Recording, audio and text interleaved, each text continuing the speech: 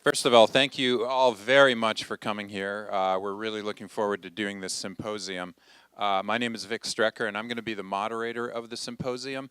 I'm also Director for Innovation and Social Entrepreneurship in our School of Public Health. That's a relatively new position and a relatively new initiative. And so we are sponsoring this show because one of the things, the symposium, because we really do want to encourage new ways of thinking. And in particular, thinking that goes beyond the journal article, thinking that goes beyond what how we communicate amongst ourselves to get into the real world.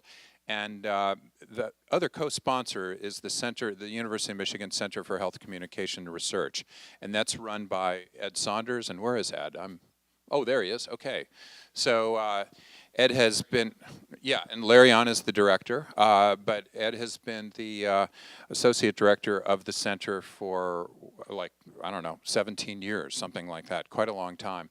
And that center is on North Campus, and they've been kind enough to co-sponsor our 3 speakers.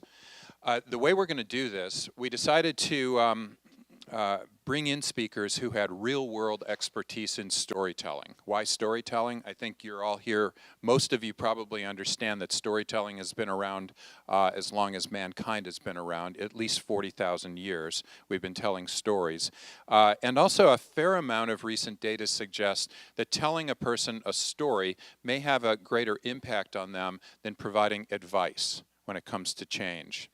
And that's behavior change. When it comes to social change, possibly telling stories is even more important. And so we have a couple of speakers, one who focuses on behavior change and has worked with me a great deal.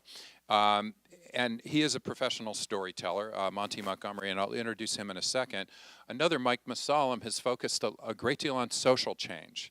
And he'll be talking about some really exciting things that he's been doing on the Learning Channel and some other areas, and he'll show a little clip of that. And then we have Cody Chamberlain. Cody Chamberlain is an illustrator and an author of graphic novels and comic books. So Cody actually works with Marvel, DC, Dark Horse Comics. He's also been an independent author, and he talks about sequential narrative.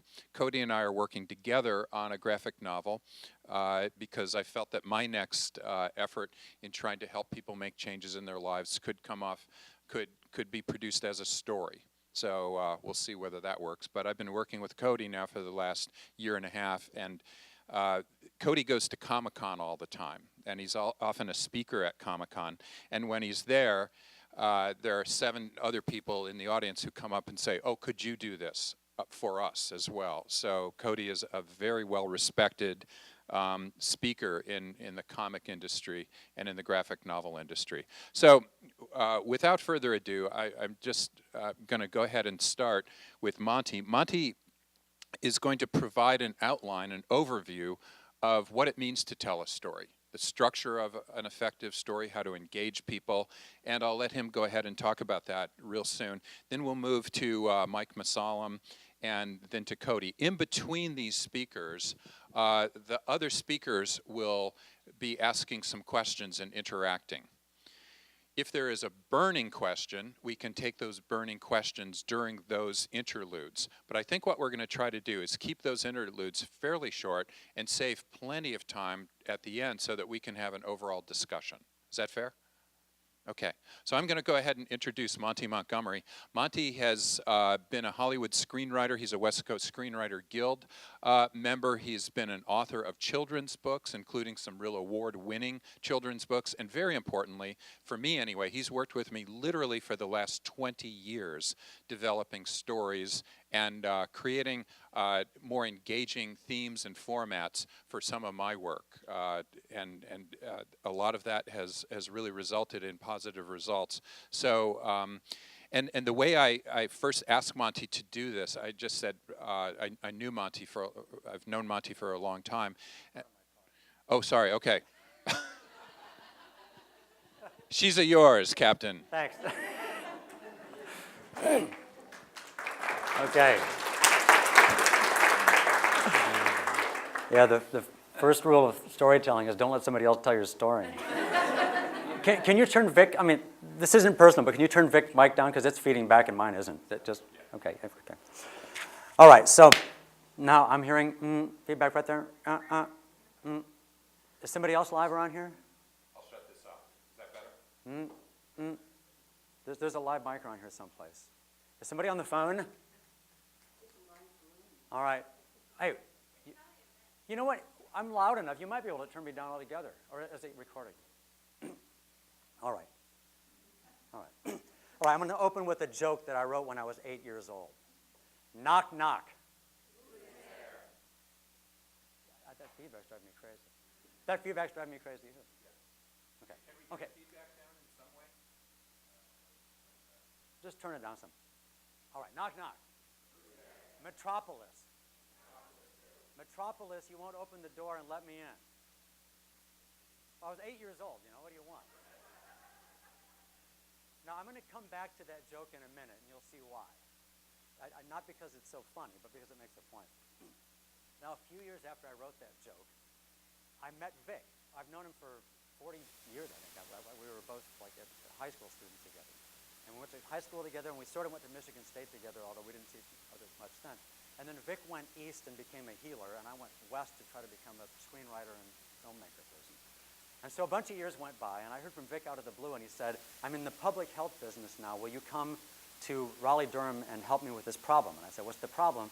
And he said, well, you need to fix public health communication. And so I came to Raleigh-Durham, and I said, what's the problem? Well, I found out there are really two problems. The first one is that unlike Hollywood movies where you're always giving people good news, namely right prevails and the guy gets the girl at the end, everybody's happy, you're giving people bad news, that you're telling them either they can't do something that they want to do or they have to do something that they don't want to do. And you can't do anything about that. The other problem was, to me anyway, was that the people doing the communicating had been trained as healers, not as communicators. Well, I'd been trained as a communicator, so I thought, why not take some of the stuff that I learned in the screenwriting and storytelling and book writing business and see if we can't apply it happens. And we've been doing projects together based on that concept of bringing a little bit of Hollywood storytelling to the public health world ever since. And I'm going to show you a short film that I made in a minute. But before I do, I want to tell you that there are 4 things that I think, I don't know what number of stories is. Do you? I'm going to erase that. Oh, is it? Oh, I won't erase it then. Yeah, I'm really up on technology. If I erase this, it still exists digitally, though, right? Okay, well, thank you. Hashtag, I'm going to write that down. Okay. A story to me has to do 4 things. It's got to be engaging, it's got to be understandable, it's got to be memorable, and it's got to be actionable. And if you tell the story right, it'll do all those 4 things and you won't even know it's doing them. I want to come back to one of those points later. Now, a lot of stuff that Vic does is tailoring, where you're telling a story to one person at a time. But when you're writing for movie audiences or book audiences, you're writing for mass audiences. So you have to follow certain rules that everyone understands and has a pretty good chance of engaging everybody and making it understandable, memorable, and actionable. And one of them is what's called 3-act structure. And you probably already know about this because everybody in here has probably taken a screenwriting class. Put your hand up if you don't know what 3-act structure is. Good, a few people. This is for you guys. All right. 3-act structure. I'm just going to save you like 2 years at USC Film School with this, so I appreciate this. This is a graph of a story, and it's tension versus time. So what every story in 3 acts does is it goes from stability to instability to greater stability. And, or I could graph this upside down with stability, but I did tension because it's more dramatic looking. So where's my marker? Anybody know where that marker went? All right, well, you can imagine where these lines are. All right, the first act is we introduce a compelling protagonist. And then right away, we get him up a tree, and we get him up a tree, which is the second act, and we throw rocks at him, and we get him down from the tree, which is the third act. Thank you. So get your man up a tree, throw rocks at him, get him down from the tree. So we got 1, 2, 3. So to use an example, my knock-knock joke. in this, the compelling protagonist is you. You know, you're sitting at home, and there's a knock at the door, and you have no idea who it is. You're here, you're maybe having a tough day at work, and now there's somebody knocking at your door, and you didn't think to get a peephole put in. You don't know who it is, so you have to yell, "Who's there?" Now, if the person said it's your next-door neighbor to borrow a cup of milk, the story's over. It's very boring. Instead, the person says, Metropolis. And so now you know there's an insane person at your door, and so you're up here, and then you say, you try to think, what does he mean by Metropolis? You realize you're being given an intelligence test, and you might fail that test. And then this person will think you're an idiot because you didn't get the punchline to the joke. And now you're up here. And you finally give up and say, who's there? Here's the punchline. And wham, you have gone from here. Your tension is now completely gone because you had a little experience that was satisfying for both you and the caller. So pretty much every movie works this way, more or less. Like Wizard of Oz, Dorothy starts out, she's at home, she's safe, but it's boring. Second act, she has an absolutely wild experience with a bunch of flying monkeys and everything. And then at the end, she destroys the witch, she unmasks the wizard, and she lives happily ever after. And more importantly, she now appreciates being at home. So if this line were straight, you'd be very unsatisfying because your lead character wouldn't have changed, or the lead character's situation would not have changed. People think, why did I just spend $11 for this movie? Cinderella works like this. Jerry Maguire, which is my favorite movie in the world, is, Tom Cruise is the only ethical person at a company. He gets fired. He throws his lot in with the unpredictable Cuba Gooding Jr. and the unknown Renee Zellweger. He has all sorts of engineered disasters. And then he ends up with his own ethical company and gets the girl. And he now is in an ethical company. And he's got the right girl instead of who's the female lady at the beginning of that? John Travolta's wife. Thank you. That would have been okay too. So what does any of this have to do with public health? Well, one of the projects I did for Vic was for this program called MOVE, where we were trying to get people to do an online tailored health intervention to increase activity. And I decided to try to do this as a 3-act movie about a guy I knew I was going to have this played by an actor friend of mine named Michael Lerner, whom you will recognize because he played the mayor of New York in Godzilla and a lot of other movies that he always plays a crooked lawyer. And so I thought, this is going to be our compelling protagonist, and then he's going to go through first act, second act, third act, and at the end, hopefully, people will feel satisfied, and they will do the program. So let's run the movie. Oh. I forgot about that. Oh, all right. Any questions so far? Good. Do you want to lose weight? Of course you do. Now you can with Gut Be Gone, the new skin cream that actually melts fat from the comfort of your own couch. Don't listen to doctors. Trust us. We're on TV. It started out like any other Saturday. I was doing what I do best. Nothing.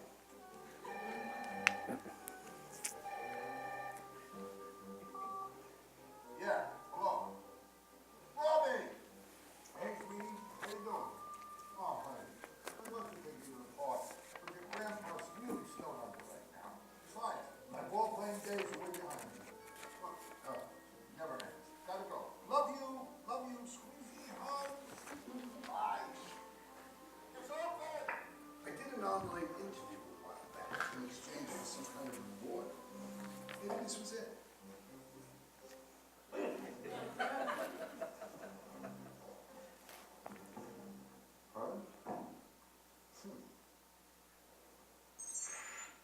Hi, Murray. I'm Ava. I'm the virtual coach for MOVE. It's an interactive, highly tailored health intervention. Come again? I'm going to help you move. But I like it here. I don't want to move. Not your address, your body. Murray, you weigh 278 pounds. You have high blood pressure, lower back pain, and you're pre-diabetic How do you know all that? from your interview. So what do you say? You want to get moving? Let me ponder that for a moment. No. So, I thought I heard the last of it. According to your interview, your top 3 health-related goals were taking control of your life, being there for your family, and generally feeling better. Increased physical activity can help you achieve all those goals. Leave me alone. I'm only trying to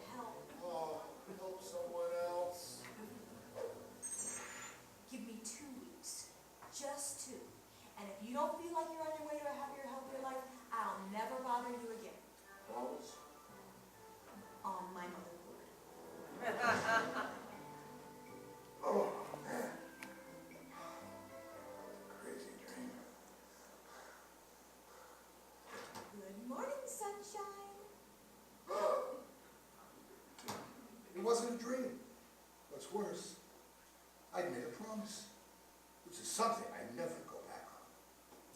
Frankly, I've tried before to get more active, a lot of times, but this time, with Ava helping me, it was different. For one thing, she seemed to know all about me. Keep it up, Murray. Only 12 minutes to go until your favorite TV show. She knew an awful lot about health, too. Swimming burns fat, lowers your blood pressure, reduces bad cholesterol, and increases good cholesterol. She even gave me a pedometer to wear to count my steps.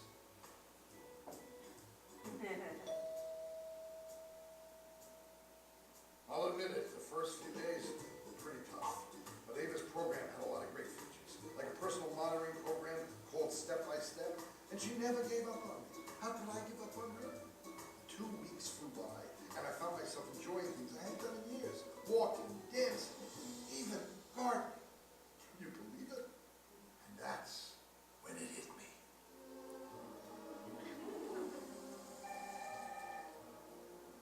Yeah, well, Robbie, can't talk right now. Well, if you really want to know, I'm in love. But we can't be together, Murray. We have nothing in common. You're carbon-based, I'm just a bunch of electrons. It doesn't matter. I love you. You're analog and I'm digital. It would never work. But you changed my life. You're on the right track now, Murray. I don't have to look over your shoulder anymore. But if you ever need a friend, I'm just a mouse quickly.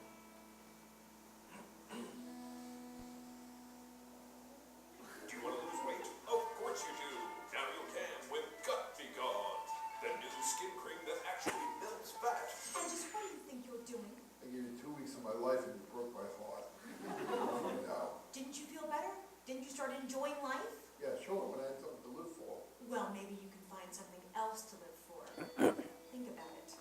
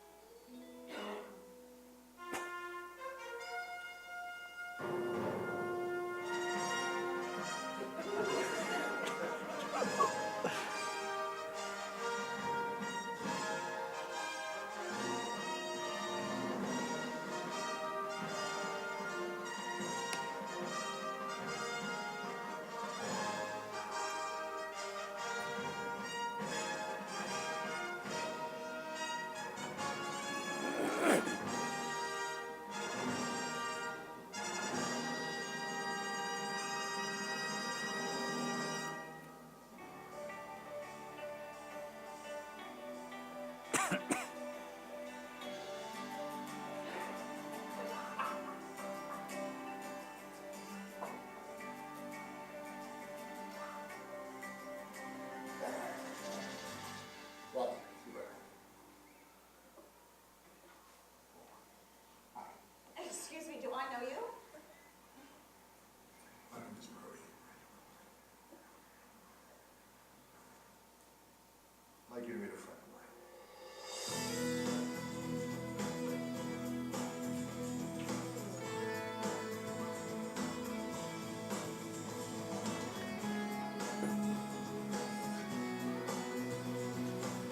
Results may vary. Virtual coaching sessions will not actually include Ava. Sorry about that, but we do have a really great program, and we're sure you'll love the personal attention.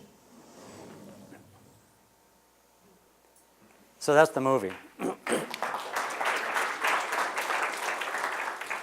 Anyway, when you think about it in terms of 3-act structure, it's pretty easy to see where you are at any given point. Like, what's the first act? Our protagonist is obviously Murray. What makes him a compelling, a person whose story you want to follow? I mean, assuming that you did want to follow his story. Anybody? The Bronx. The what? The Bronx. Oh, the accent, yeah. Anything else? Robbie, right. You know, he's got a relationship with a kid that ought to be better, but he's obviously lying to the kid. So, you know, when we start him, he's sort of up here. He's a flawed character. That adds a little bit of tension all by itself. Then we get him up the tree, which is this new disruptive force comes into his life. The other rocks are, you know, he's got to put up with this woman. There's the complication if he falls in love, that's not going to work out. And finally, in the third act, we get him down from the tree, a changed man, so changed that he even passes on his lesson. Now, so I don't know if it's the best or worst film ever made, but it really does this is a pretty sturdy paradigm, and you can use it in macro, and you can also use it in micro forms. For example, this is a completely different version of 3-act structure, but Vic and some people at Health Media and I have been making this HRA over the last couple of years, health risk assessment over the last couple of years, which is also in 3 parts, which sort of maps your experience onto a journey metaphor, where part 1 is to figure out where you are, part 2 is to figure out where you want to go, and then part 3 is to go there. And there's just something about that feeling of, ready, aim, fire, that just, it works in all sorts of different ways. So that's, 3-act structure in a nutshell. And then I want to come back and make one more quick point, and then we can open up for questions. But it has to do with the understandable part. And I've been fighting for years, since first meeting a bunch of MPH people who are really smart, to try to get them to write more for the people that are eventually going to read their stuff or listen to their stuff. And I just feel like I've failed for our generation. Maybe your generation will do better than I have. But I brought a little example, a little writing example that will make exactly the point I'm trying to make. This is Nora Ephron describing her early days at the New York Post when she was just starting out, okay? I'm going to give you 2 versions of this. Today I look back on my days at the Post with great fondness, despite, or perhaps because of, its undeniably zoo-like atmosphere. The editor, for example, paid a good deal more physical attention to his employees than was strictly necessary. The managing editor's mental competence was at best shaky, and alcohol flowed freely, both during and after work. But none of this dimmed my enthusiasm. My writing ability, nearly non-existent when I arrived there, increased steadily, thanks in large part to generous nurturing by the editors and copy editors who mentored me. The first short pieces I was assigned grew into longer ones, and eventually into series as long as 5 parts. Regular hands-on practice sharpened my skills, and my sense of structure developed to the point where it became automatic. Now, the trick is, that's not really Nora Ephron. That was me rewriting her the way that somebody in public health would have rewritten it. That's 133 words. This is what she really wrote in 93 words. I loved the Post. Of course it was a zoo. The editor was a sexual predator. The managing editor was a lunatic. Sometimes it seemed that half the staff was drunk, but I loved the job. In my first year there, I learned how to write, which I barely knew when I began. The editors and copy editors brought me along. They actually nurtured me. They assigned me short pieces at first, then longer pieces, then 5-part series. I learned by doing, and after a while, I had an instinctive sense of structure. Now, there was nothing wrong with the first one, but it's so much better the way that she did it. Now, I'm not saying that everybody can write like Nora Ephron. I wish I could write, halfway where she got. But she just writes simple, direct, understandable stuff that has a punch. And there's no reason that we can't do that in public health either. And as I said, I feel like I've failed, but there's still hope. And I hope that you guys will help further the cause and push the ball a little farther down the field. That's all I got. Thank you, Monty. Cody, Mike, do you have any questions? On the point of 3-act structure, I read an essay once, and I can't remember who it was by, but they talked about Act 1 plus Act 2 equals Act 3, in that don't leave Act 1 behind when you go to resolve Act 2. Could you talk for a minute about that, about how building and resolving the premise you set up in Act 1 and the conclusion in Act 2, just in general about the 3-act structure? Yeah, well, Act 1 is all about laying pipe. It doesn't, an audience will forgive you for the first 15 minutes of any movie. This was truer a few years ago than it is now. But they'll stick with you for a while because they assume you're going to pay it off. You're going to honor your end of the bargain. So when I introduced that bucket of ribs, for example, I knew I was going to have 2 buckets later on, And so it makes a little sight gag because you see it once, and it's just a good enough gag that it stands up on its own. And yet when you bring in the second one, you think, oh my God, this guy's worse off than when he started. So as long as you understand that anything in the first act that is not, per se a great bit, has to really pay off later on.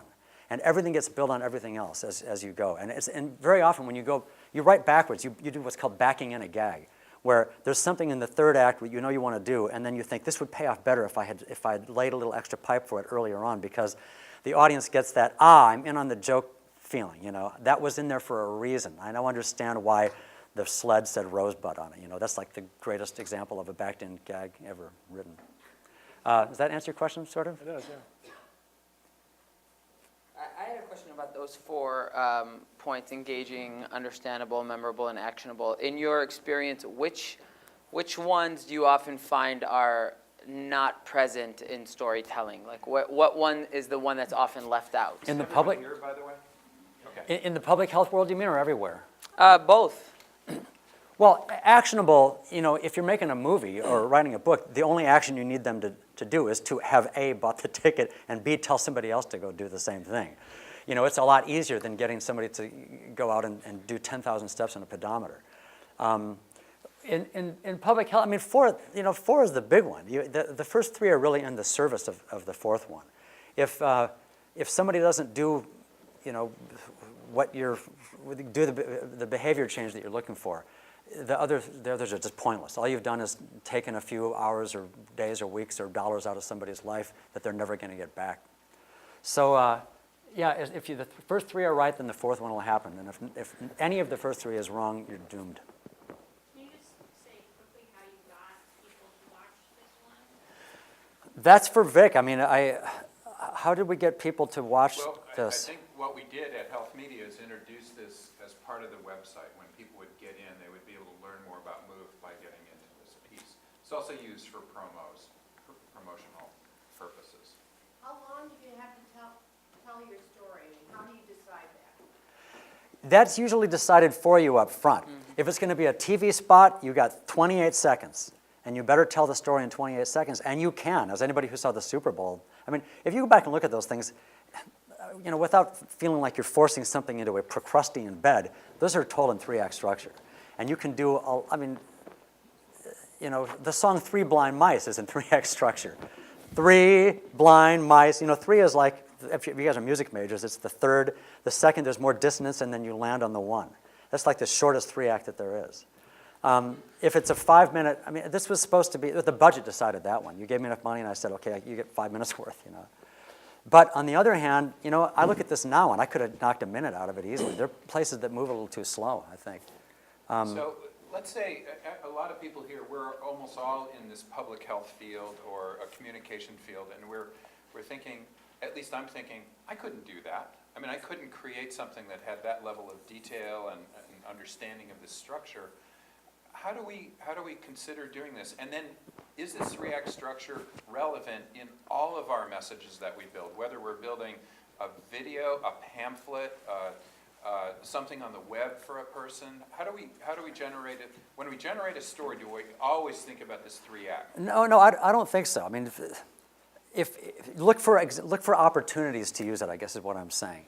But don't force stuff into it. I mean, the real reason that I had to learn this stuff was I knew I was going to go to a lot of pitch meetings. I mean, talking to development people, and they all, grew up on the Sid Field and Wells Root books. And if you didn't speak that language, they bounce you right out of there. And then I found out that it actually did make a certain amount of sense.